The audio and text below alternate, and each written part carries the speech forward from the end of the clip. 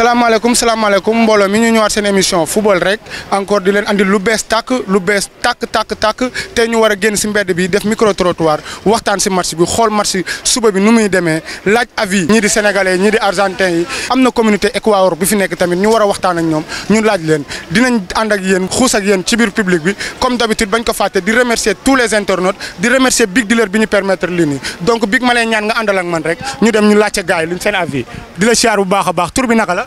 Baye Mame Gueye. Baye Mame Gueye ñoo ngi lay bëggee baax a baax Baye Mame Gueye dina laaj benn question rek bu yomb Sénégal noo ko gisee si mondial bi. mondial bi sama gis-gis de wax dëgg yàlla am Sénégal ni ñu nekkee di buñ ko wàccul ñu ngi ci kaw yoon wi daal. benn problème daal am naa ko moom mooy coach bu dëgër boobu. coach bu dëgër waaw loolu moom xam nga yaa ma gën a xam Elimane Ndiaye benn question bu gàtt Elimane Ndiaye da ngaa gis mu titulaire wala mu xaar ban. non daa war a départ. ku war a départ la quoi. kon sama gars yi yéen a ko gisandoo dafa mel ni Elimane Ndiaye mooy commencé gagner faveur bi ñëpp a ngi naan ne Elimane Ndiaye départ dinañ si gën a waxtaan. salaamaaleykum ku baax waaye ku baax ñu lay woo rek nga wax ak ñun tuuti rek waaw di la laajte di la nuyu di la bëgg bu baax di la laajte équipe nationale Sénégal bi noo ko gisee si mondial bi. équipe nationale Sénégal. waaw waaw nañ sant yàlla rek te ñu bàyyi Aliou Cissé mu liggéey rek. xam nga tam coach boo ko jëlee ba jox ko. maanaam ak lu mu munti def tam critique baax na mais maanaam des fois ni ñu koy heurté. ñu lay laaj beneen bu gàtt rek ñu gaawal ko. waaw Elimane Ndiaye mu départ wala mu xaar ban. non Elimane Ndiaye bu doon sama sago moom day départ. parce que oyof na te jeu contre Équateur physique la laaj. waa gars yi yéen ko gisandoo nee na jeu contre Équateur physique la laaj ñëpp nee nañ ne Elimane Ndiaye joué parce que Elimane Ndiaye mooy andi jeu bi donc ñu gën a xuus rek. waaw beneen mbokk taalibe ngi nii ñu koy laajte waa ku baax ñu ngi lay siyaar bu baax a baax kii nag c'est un frère c'est un grand frère ñu koy wax Ibrahima Khalil Son ñu koy laajte rek Ibrahima mooy banderaam pare di supporter pour équipe bi suba Ibrahima noo gisee match Sénégal Équateur luy sa résultat koo jàpp ne mooy gagné. non man jàpp naa ne Sénégal war naa mën a gagné c'est parce que comme classement bi Aliou Cissé technique bi passé ragal naa ne bu ko tegee bu bëggee gañ moom lay tegaat quoi. ma ne ñu lay laajte beneen bu gàtt Elimane Ndiaye dugg na entrée bu baax ñëpp a ngi naan Elimane Ndiaye daa war a titulaire pour yow dëgg la wala daa war a xaar ban. non c'est vrai daa war a départ match bii di ñëw comme Aliou Cissé nu mu def bii passé dugalandoo Famara Diédhiou ak Boulaye Dia léegi day wàññi kenn si ñooñu départ la booy bi quoi parce que bu defee loolu dina am résultat bu baax. waaw soo xoolee dafa mel ni kii connaisseur la dafa mel ni xam na affaire yi bu baax a baax nee na nañu wàññi benn attaquant ñu dugal Elimane Ndiaye donc ça yéen a ko gisandoo Elimane Ndiaye il a le faveur de tous les Sénégalais ñu continuer avancer am na ay xente Équateur yi nekk fii ñu gën a waxtaan ak ñoom. waaw nag sama gars yi nag bii paa nag ñoo ngi ñëw si siège bu nga xam ne fii c'est le football fii chaque fois fii sénégalais dañ fiy daje di waxtaanee football fii débat la tout le temps pour football sama gars yi ñu leen di siyaar di leen bëggee bu baax a baax ku si nekk di leen laajte noo leen gisee match Sénégal bi Sénégal Équateur noonu ko gisee. dañuy ñaan yàlla ndam rek Sénégal am ndam quoi ndax mooy sunu fierté quoi wax dëgg fa yàlla Sénégal am tant que mi ngi gagné rek ñun ñoo ngi bëgg ci dëkk bi daal bu Sénégal day gis boppam. beneen question bu gàtt Elimane Ndiaye da ngaa gis ne Elimane Ndiaye war na titulaire wala Elimane Ndiaye war na xaar ban. non Elimane dafa war a fubal. parce que maa ngi profité si occasion bi sax du nuyu waa Cambérène. parce que Elimane Ndiaye doomu Cambérène la xam nga ñu ngi koy bëggee quoi j'espère que xaw ma ko bu baax quoi mais nag ñu ngi koy bëggee quoi ñu ngi si ginnaawam ñun.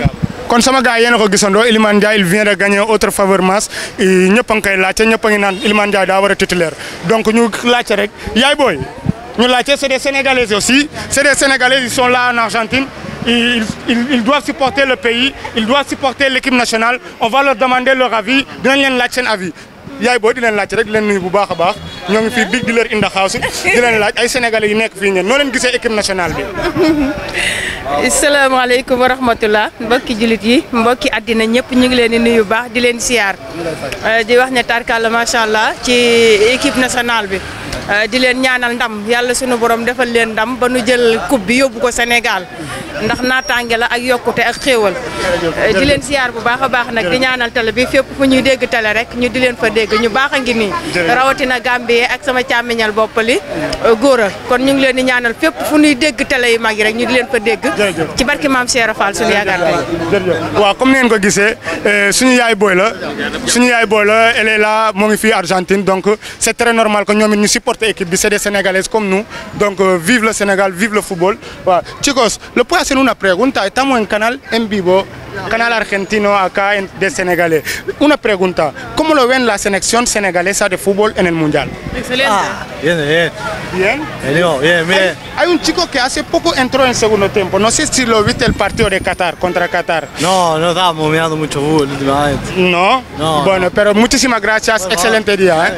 Suerte.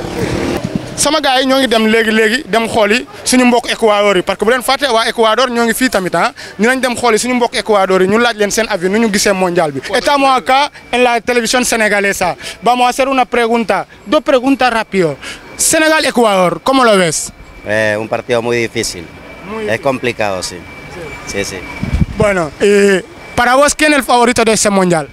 No sé, ya, todos los equipos están bien, están buenos, sí. Y yo le pongo a Senegal, Ecuador un empate. ¿Un empate? Sí. Y para que la gente se acuerdan, él es de Ecuador. Así que ese es el fútbol. Vive Senegal, viva el Ecuador. Muchísimas gracias. Il y a beaucoup am na communauté yëpp fii mondial bi c'est autre chose fii mondial bi dafa mel ni ñun ñoo ngi Qatar parce que fii Pérou fii Bolivie ñëpp ay supporters ñii ay supporters Argentine lañu ñii ay supporters Sénégal lañu ñii ay supporters Ghana lañu donc fii yaatu na sama gars yi salaamaaleykum char naa leen bu baax a baax di leen jox seen wàccuwaay bu baax waaw di leen laajte rek noo leen gisee équipe nationale si mondial bi. waaw bisimilah ñu may ko mu jéggi nii ñu may ko mu ñëw nii. siyaar naa la lépp jàmm te du baax ñu lay laajte rek comme d'habitude noo gisee équipe nationale si mondial 2022 bi nii. xanaa ama kontaan ak bête rek jéem a jàppale suñu joueurs yi parce que compétition bu compliqué la vraiment parce que suñu premier match dañ ko perte ñu nekk Hollande deuxième match bi yàlla def ñu gagné troisième match bi tamit moom amul loolu final la may wax sax sur gars yi yëpp gañ bi moom mu ngi suñu tànk mañ li la may dara fay itam jëm ba jeex tàkk. ñu lay laajte beneen bi Elimane Ndiaye ñëpp gis nañu entrée Elimane Ndiaye deuxième mi-temps bi. am na xente bu naan ne Elimane Ndiaye départ am na ñi di naan ne Elimane Ndiaye continué xaar yow loo gisee loolu. non bien sûr Elimane Ndiaye daa départ dëgg nag. parce que comme mel ni ku ba jour mel ni Elimane Ndiaye xamante ni vraiment comme rôle Sadio Mané la ñu joué. excentré bu baax la. vraiment ba war na mën a joué Krépin Diatta ba depuis bi jógee blessé ba léegi. gis nañ ne dafa handicapé quoi. sama sañoon tamit vraiment ñu football su Elimane Ndiaye ak Ismaïla Sarr. jërëjëf yaa ma gën a xam ne ci kaw. ça se voit que il sait du football il connaît le football xam na football et donc avion c'était très intéressant ñu avancé si kanam. waaw di ñaan rek képp kuy sénégalais rek nga jóg taxaw soutenir Lions yi te ñaanal leen yàlla suñu borom may leen ndam ndax parce que joueurs yaa ngi fi collectif baa ngi fi li ci des nag mooy jàppoo bennoo rek suñuy jàppoo bennoo rek yàlla mën nañoo may. ma lay laaj beneen question bi Elimane Ndiaye gis nga mu départ wala mu bañ a départ. waaw kooku mi ngi dépendre ci coach ndax xam nga lu yàq ñun sénégalais. waaw baax na mais ñun sa avis lañu soxla avis coach bi moom xam nga moom kenn mënu si dara yow Elimane Ndiaye day dugg wala mu toog xaar. sama avis moom gis naa mu départ. ndax parce que meneur de jeu la. waaw te loolu dañ ko soxla ci football. merci beaucoup. c'est le grand Mara c'est un privilège pour moi c'est un grand privilège pour moi pour ma koy recevoir tey si programme bi nii bien vrai que ñoo ngi si cachet bi di def micro trottoir et donc c'est un joueur c'est un ancien joueur il sait ce que c'est le football xam na luy football opinion ci biir équipe bi dinañu intéressé lu baax a baax donc grand di la ko waxaat rek di la remercier bu baax a baax temps bi ñu permettre nii di la laaj sa avis équipe nationale bii nii. waaw merci beaucoup am jaajëf frère maa ngi lay ziar bu baax di ziar Gambie sama frère maa ngi leen di ziar franchement liggéey bi nice na trop macha allah way équipe bi waaw donc ñun ñëpp la intéressé ñi ngi gis ñi ngi def ay jéego yu am solo mais li ñu soxla daal mooy xam nga ñu gën a concentré wu bu baax te xam ne football waaw kenn moomu ko daal. ndax ñun ñëpp xam nañ affaire yi ni muy demee équipe bi am na lu ci manqué aussi mais booy ay gëree lan ñu ngi góorgóorlu quoi waaw nan ñaan rek xam nga ñu génn deuxième tour bi xam nga sori quoi way beneen bi mooy Elimane Ndiaye match bi passé entraînement dafa sonné si kanamu ñëpp entraînement dafa feeñ dafa am benn apport offensif fraîcheur bu mu andi ci équipe bi. yow gis nga ne Elimane Ndiaye tey dafa war a départ si équipe bi nii wala non. waaw Elimane Ndiaye man yàgg naa ko suivre quoi. képp kuy suivre football rek daa xam nga ko quoi xam naa ne booy bu mën li muy def la booy bu mérité la pour ñu woo ko équipe nationale mais xañ na entraîneur bi xañ na comme dafa amoon ay leader préféré yoo xam ne tey ñoo àndoon ak moom coupe du monde ak coupe d'Afrique xam nga moo taxoon mu xawoon a bàyyi xel tuuti booy yooyu mais tey man sama avis su ma sañoon tey moom day démarrer loo Iliman Ndiaye quoi ndax gis naa ne su ko dugalee rek match bi mën na am benn avis boo xam ne danañu ko jox te su boobaa kon yàlla mën na noo may ndam quoi waaw franchement. beneen bi mu jël bi bañ a jël sa temps grand di la remercier encore nga jox ñu sa résultat favori sa résultat Sénégal Équateur ñaata score. waaw man Sénégal Équateur ni ma ko gisee mooy Équateur équipe bu mag la man Sénégal la à 100% mais en réel football laay wax maanaam buñ jàpp à 100% rek dañuy dikk rek jaar ci kaw Équateur nga Équateur équipe bu mag la te et puis ku gis ni mu joué compétiteur yi nga xam ne doonul équipe bu ndaw te am nañ et puis am nañ physique quoi kon Sénégal nañ gën a xippiwaat te gën a am tuuti rigueur quoi ndax moo ci am solo coupe du monde bi dana bëri ay surprise mais li ma gis mooy à qualquier momento Sénégal mën na koo gagné quoi waaw te man loolu laay ñaan suñu borom quoi et puis tamit loolu laa gëm. waaw nga jox ñu benn résultat benn score 1-0 2-0 3-0. waaw gëm naa ne tey sama boy dana door 2-0 quoi. 2-0 waay. ah gars yi kon donc 2-0 bi moo ngi xeeñ ah 2-0 bi ñëpp a ngi koy wax. Estamos con Babacar. Babacar es un capo, es un crack. Es Senegal. El mejor con todo en el fútbol. ¿Escuchaste? ¿Y qué? ¿Vos sos hincha de la academia? ¿Sí?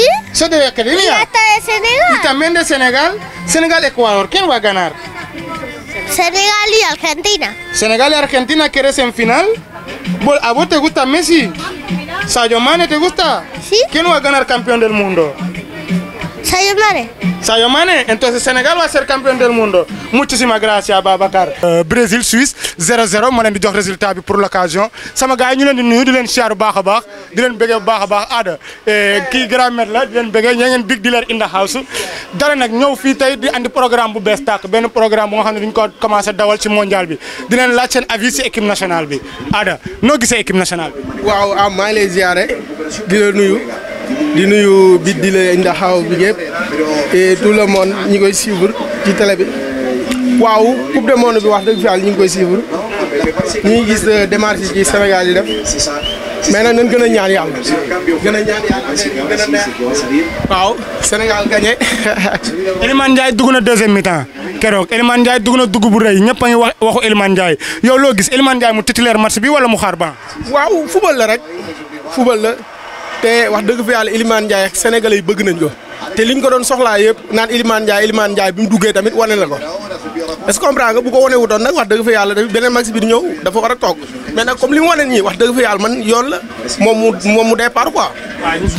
bañ a jël sa temps yaa ngi nekk si liggéey bi gis nga moom moo ngi nekk si liggéey bi fii day woot fii lugar la boo xam ne sénégalais fii la ñuy ñëw di wootoo c'est un sénégalais c'est un jeune entrepreneur donc sama gars ñu leen di wax rek ñu jàpp si ñun tamit ah waaw Sénégal Équateur ban score nga may jox 1-0 2-0 3-0 ban score gars yi ñoo ngi sànni ay score ah.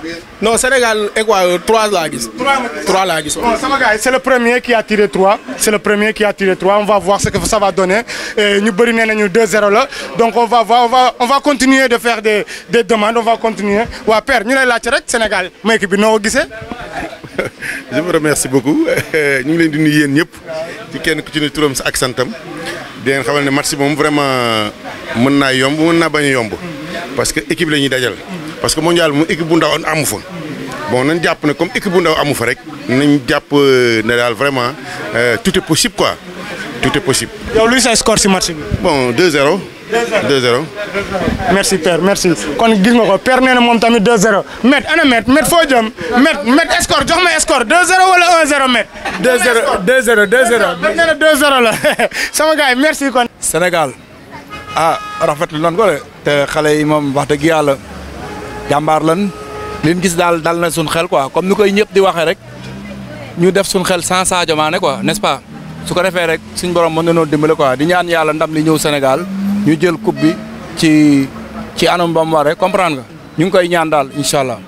léegi yow Sénégal Équateur score boo may jox ñu bañ ko guddal 1-0 2-0 3-0 ban mooy sa score yow ban nga xalaat ne tey Sénégal dina ko gagné Équateur. Sénégal Équateur 2-0 laa gis man. 2-0 waaw 2-0. ah kon sama gars yi bii mooy beneen 2-0 bi kon kon 2-0 la kon sama gars yi 2-0 ñu avancé si kanam. Sénégal Équateur ñu bañ ko guddal 1-0 2-0 3-0 ban score nga may jox. man 2-0 laa lay jox quoi 2-0. kon gars yi beneen 2-0 ngi noonu.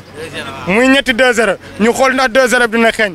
waaw di leen nuyu rek grand frère di leen char di bañ di jégalu si dérangement bi di leen laajte rek ñoo ngi fii Big Dealer in the house émission bu bees la bu ñu leen di defal ci biir football bi incha allah ci biir mondial bi incha allah di la laajte Sénégal mondial bi noo ko gisee grand frère. mondial bi de wax dëgg yàlla depuis mu commencé ba léegi ñu ngi ci ginnaaw équipe nationale di leen supporter xëy na déception bi ñu topp ba léegi mooy premier match bi ñu perte mais nag perte nañ ko mais dañu jox leçon parce que deuxième match bi gagné nañ ko suba bu soobee yàlla ñu nag Équateur la ci histoire football daje na ñaari yoon gagné ko te yaakaar naa loolu day mel ne kon benn waaram lañ fañ daan jaar ak moom rek ñu ngi ñaan yàlla nañ fa jaar suba ci barke Sëñ Tuubaa suba daal gëm naa ne Sénégal dana ko gagné 2-0.